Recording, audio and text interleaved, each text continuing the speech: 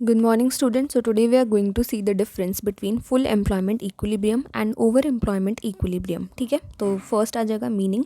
So full employment equilibrium is the equilibrium where all available resources are fully employed. ठीक है, जितने भी resources हैं वो फुल्ली एम्प्लॉयड हैं, यानी कि A D is equals to A S है. वहीं पे ओवर एम्प्लॉयमेंट इक्विलिब्रियम की बात करें तो equilibrium where employment is more than full employment. ठीक है, फुल एम्प्लॉयमेंट से ज़्यादा है. कुल मिला के अपन ऐसा बोल सकते हैं ए डी जो है वो ज़्यादा है रिक्वायर्ड ए डी से. ठीक है, यानी कि एक्चुअल ए डी जो है वो ज़्यादा है रिक्वायर्ड ए डी से. ए डी वन जो है वो ज़्यादा है ए डी से. ठीक है, और यहाँ पे A D is equals to A S है, और यहाँ पे ए डी जो है वो ज़्यादा है ए एस से. ठीक है, ऐसे भी अपन बोल सकते हैं. ठीक है, चलो सेकंड आ जाएगा एम्प्लॉयमेंट और यूटिलाइजेशन ऑफ रिसोर्सेज. तो फुल एम्प्लॉयमेंट इक्विलिब्रियम में रिसोर्सेज जैसे कि लेबर और कैपिटल आर फुल्ली एम्प्लॉयड और यूटिलाइज्ड. ठीक है, क्योंकि आप ऑलरेडी फुल एम्प्लॉयमेंट पे काम कर रहे हो तो इसीलिए लेबर और कैपिटल भी फुल्ली एम्प्लॉयड है. लेकिन यहाँ पे ओवर यूटिलाइजेशन ऑफ रिसोर्सेज है. ठीक है, आप बहुत ज़्यादा ही रिसोर्सेज को यूज़ कर रहे हो.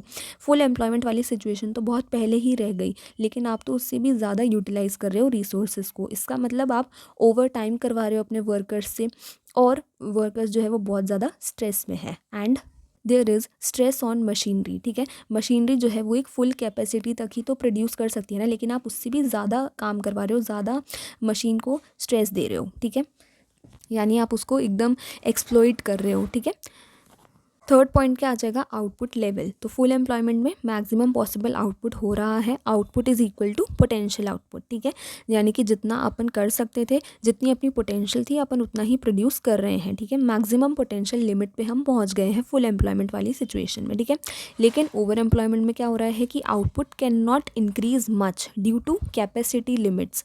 ठीक है, यानी कि आउटपुट यहाँ पे ज़्यादा हो गया पोटेंशियल आउटपुट से भी. तो इसका मतलब क्या हुआ कि जितनी मतलब जो पोटेंशियल आउटपुट था वो तो पहले ही रह गया. ठीक है, आप उससे भी ज़्यादा आउटपुट प्रोड्यूस कर रहे हो. इतनी तो लिमिट ही नहीं होती है, इतने तो रिसोर्सेज ही नहीं होते हैं. राइट.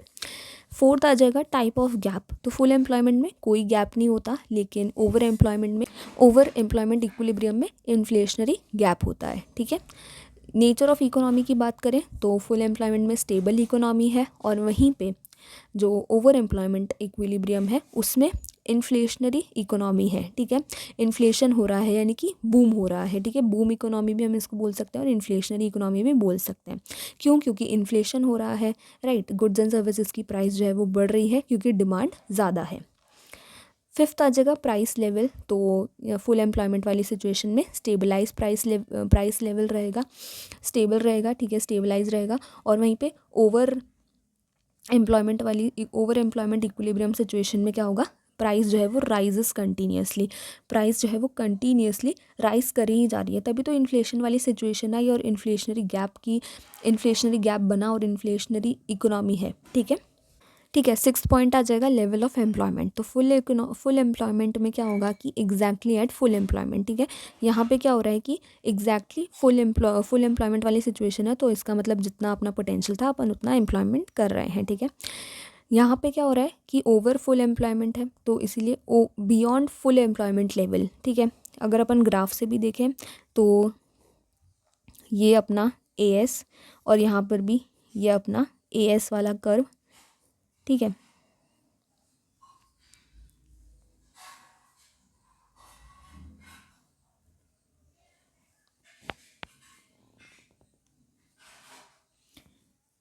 ठीक है. सो एडी ने इसको कट किया,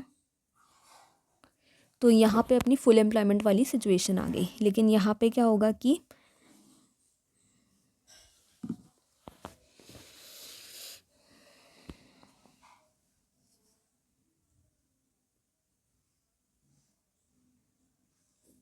ये अपना एडी वन है और ये अपना एडी है.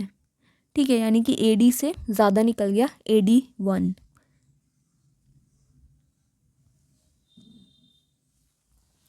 ठीक है, तो क्या हो रहा है कि फुल एम्प्लॉयमेंट वाली सिचुएशन तो अपन ऑलरेडी यहाँ पे छोड़ चुके हैं, अब अपन इससे भी ज़्यादा बियॉन्ड चले गए. ठीक है, तो इसीलिए बियॉन्ड फुल एम्प्लॉयमेंट, यानी कि फुल एम्प्लॉयमेंट से भी ज़्यादा हमारा लेवल ऑफ एम्प्लॉयमेंट चला गया. ठीक है, यानी कि हम वर्कर्स से क्या करा रहे हैं, ओवर टाइम करवा रहे हैं, ठीक है। 7th पॉइंट क्या आ जाएगा, एडी या फिर एग्रीगेट डिमांड। तो फुल एम्प्लॉयमेंट वाली सिचुएशन में क्या होगा, AD is equals to AS at full employment level, ठीक है, क्योंकि यहाँ पे ई पॉइंट आ गया अपना, इक्विलिब्रियम पॉइंट आ गया, तो इसलिए AD is equals to AS हो गया और फुल एम्प्लॉयमेंट लेवल है। लेकिन यहाँ पे क्या होगा, ओवर एम्प्लॉयमेंट है, तो इसीलिए एडी जो है वो ज़्यादा है एएस से एट फुल एम्प्लॉयमेंट लेवल।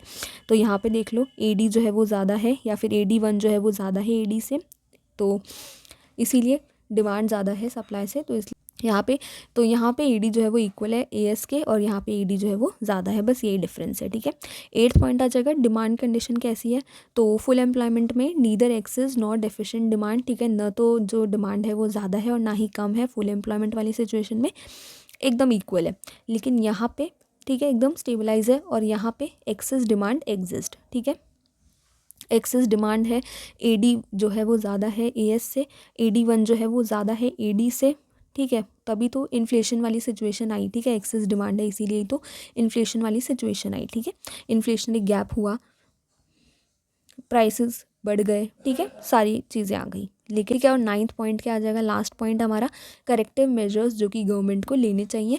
तो फुल एम्प्लॉयमेंट में एज सच नॉट नीडेड, ठीक है, यहाँ पे सब कुछ इक्वल है, स्टेबलाइज है, यहाँ पे गवर्नमेंट को कोई भी करेक्टिव मेजर्स लेने की ज़रूरत नहीं है। लेकिन वहीं पे ओवर एम्प्लॉयमेंट में अगर अपन देखें तो contractionary physical and monetary policies का यूज़ गवर्नमेंट को करना पड़ेगा, ठीक है। कॉन्ट्रैक्शनरी क्यों, क्योंकि इन्फ्लेशन जो है वो बढ़ गया है, तो अब उसको कॉन्ट्रैक्ट करना है, उसको कम करना है, तो इसीलिए कॉन्ट्रैक्शनरी फिजिकल और मॉनेटरी पॉलिसीज़ का यूज़ करेंगी गवर्नमेंट, ठीक है। ये अपन ऑलरेडी पढ़ चुके हैं, तो आई होप आपको समझ आया होगा। मिलते हैं नेक्स्ट वीडियो में, थैंक यू।